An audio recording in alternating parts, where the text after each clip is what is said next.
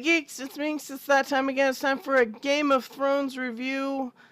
The season is almost over. We've almost made it, and I feel like there's so much left to tell. I can't wait. If you have not seen season 7, episode 6, go watch it now because it's going to be a ton of spoilers here. So let's just jump into it, shall we? First things first, the majority of the episode does focus on the Magnificent Seven, so I'll actually get to them later. I want to get through the other smaller bits of scenes that we've had before that, because there's a lot of things that happen with the Magnificent Seven that is worth talking about. So, in Winterfell, we have Arya and Sansa butting heads a little bit. Arya is being a massive creeper and pretty much threatens Sansa with taking her face. Sansa ends up finding Arya's bag of faces, and is like pulling some of them out, and it's just like, what the fuck is this? Like, what the hell? Like, what the hell happened to you, kid? Why are you such a creeper? And she continues to be a creeper, and be like, I wonder what it would be like to wear all those fine dresses and da-da-da, and then ends up handing Sansa the cat's paw dagger, so we'll see what happens with that. Personally, my personal thought on that is that they're acting this way, and they're putting this out there to lure Littlefinger into a false sense of security, I feel. At least that's what I hope is going on, because I just want Littlefinger gone at this point. But a lot of Arya being a creeper around Sansa. I did enjoy the story that she told about how she had used Bran's bow and arrow and shot and shot and shot until she got a bullseye, and then heard her father clapping for her, even though it was something traditionally girls are not supposed to do. Her father knew that she was cut from a different cloth, so to speak. So I really enjoyed that. Little awkward when she turns it around on Sansa and is just kind of like, you don't know anything, kind of a thing. We had a small scene with Dany and Tyrion, where Tyrion is trying to prepare her for the meeting with Cersei. That Cersei's going to be coming up with plans to trick and in everything. And there's a theme that comes up during this meeting that keeps getting pushed throughout the entire episode, and that is children. As we all know, the dragons are Dany's children. She sees them as her children. It's kind of like me. I see my dog as my child. He's the only child I'm probably gonna have, unless I get cats. Like, my pets are my babies, and if anything happened to them, I would be beside myself with grief. And Dany is the same way about her dragons. These are her babies. She was with them when they hatched, all the way up until now. And Tyrion brings up the question of succession, who's going to succeed you on the throne once you get it. And she's like, we'll talk about it after I get the crown. Like, let's talk about this later. I don't have time for your bullshit. Which is kind of like poor Tyrion, because he's getting kind of shit on right now, and I'm not so sure he deserves it. That's pretty much all that happened with the other scenes in the episode. Everything else took place with the Magnificent Seven. Now, when I say the Magnificent Seven, I'm talking about Jon Snow, Jorah Mormont, the Hound, Beric Dondarrion, Thoros of Myr, Gendry, and who am I missing? I'm missing somebody important. I know it. Oh well. But you get it. They're in the process of trying to find themselves a white to take back to King's Landing to say, look, bitch, there's a bigger war here than you realize. There's a big ass threat, and we need to band together. They end up coming across a small squadron led by a White Walker. They attack, and when Jon kills the White Walker with Longclaw, all but one of the Whites drop dead, conveniently. So they tie that one up, but not before it lets out the shrieking call that calls the rest of the White Army to its location, which really bogs things up for everybody. They end up in the middle of a lake of some sort, on a rock, perched on a rock. The lake itself is frozen over, but not completely, so as the Whites, go to attack, go to follow to attack, they crash through the ice, and, some of them, I guess, drown, because they're undead. They can't really die again, you'd think.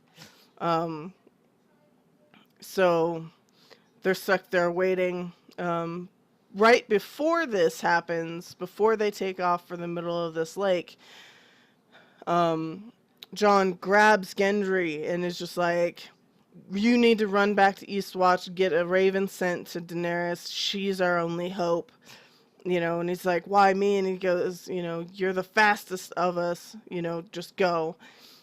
Gendry picks him up and puts him down so fast you'd think he was running a marathon in the Olympics.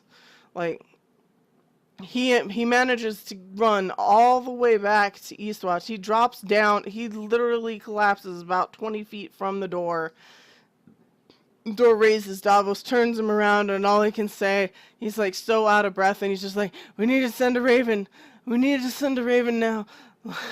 And that's all that's all you get from him. He leaves his warhammer behind with the hound, who uses it to brain a couple of the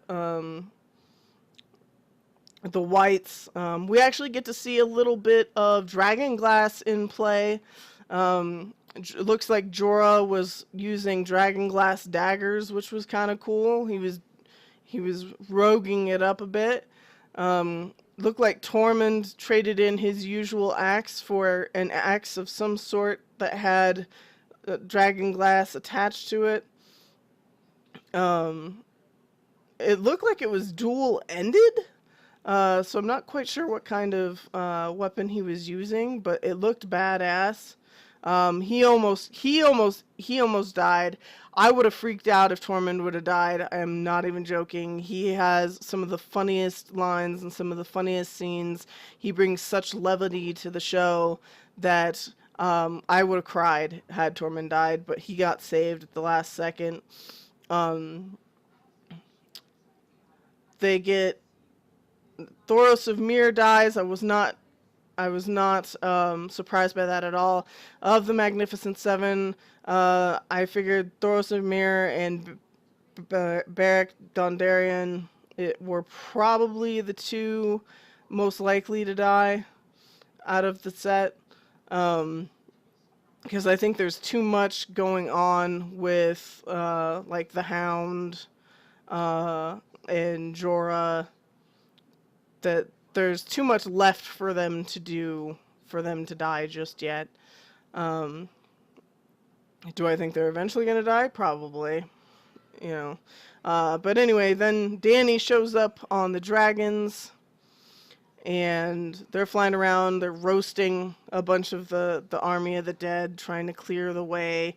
Drogon lands on the little island. They start start climbing up on top of him. Viserion and Rhaegal are still, flying and, doing their thing. Next thing you know, the Night's King takes a ice javelin, hurls it like he's an Olympic fucking javeliner,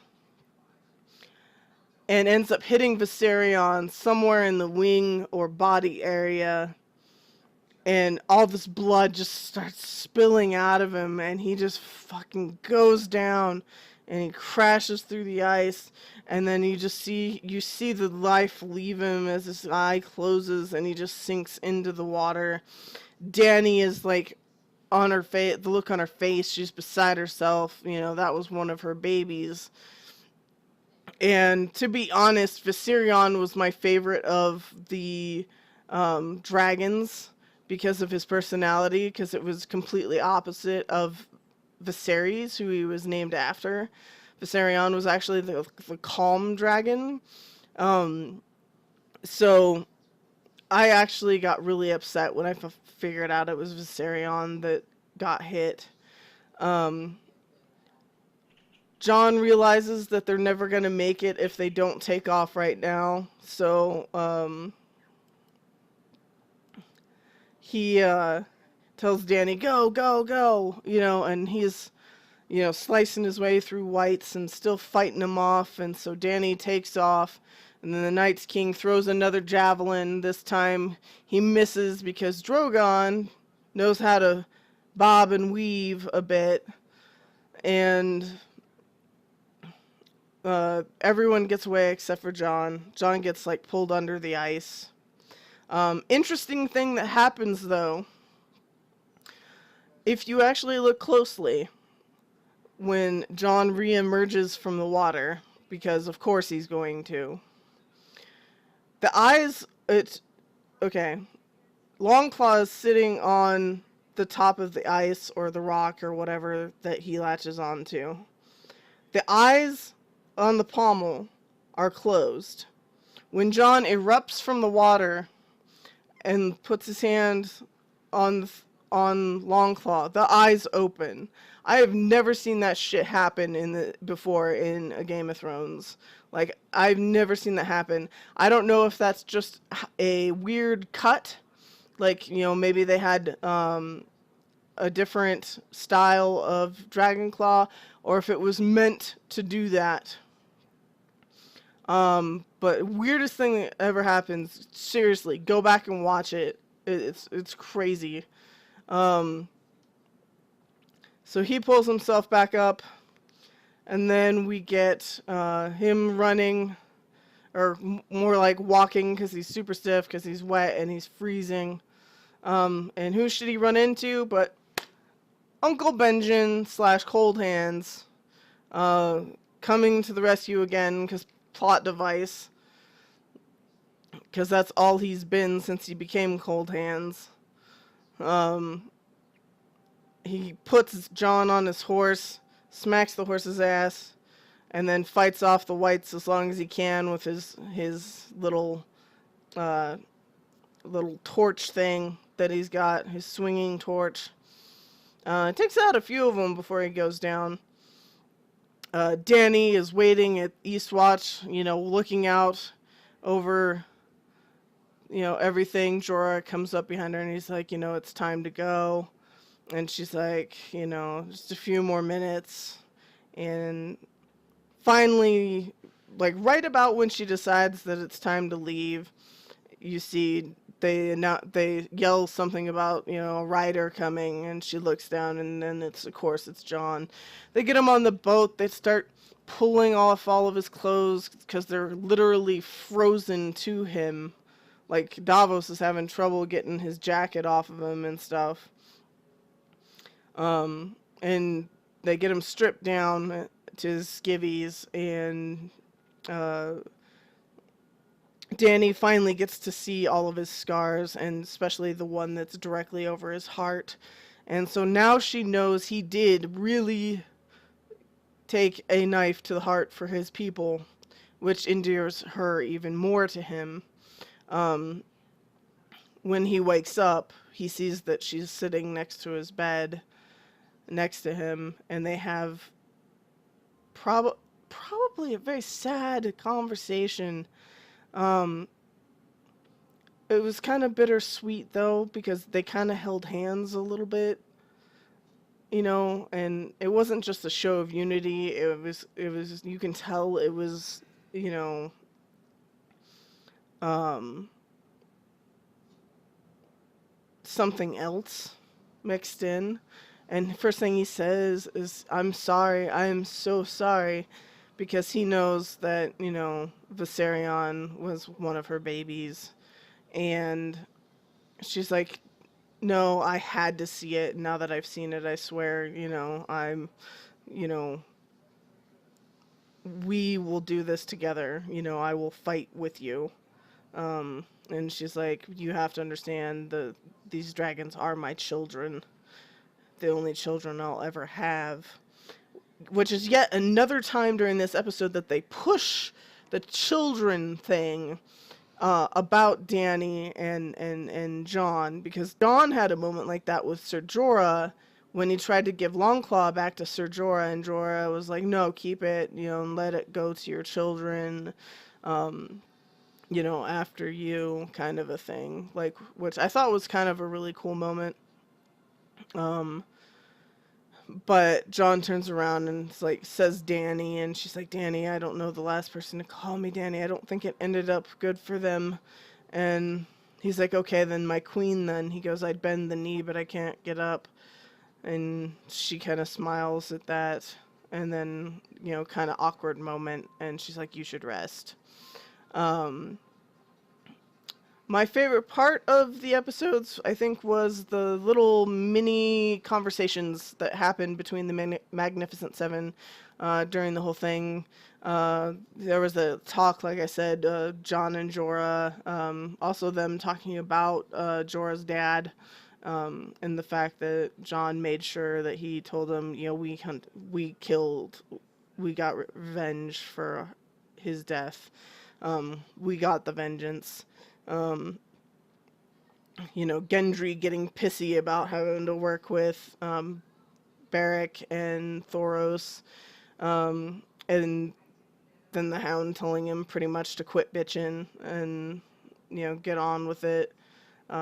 Just the little conversations, I think, really made the episode for me. I'm gonna give it a B plus, because I feel like, tying up Cold Hands was a little rushed and kind of meh.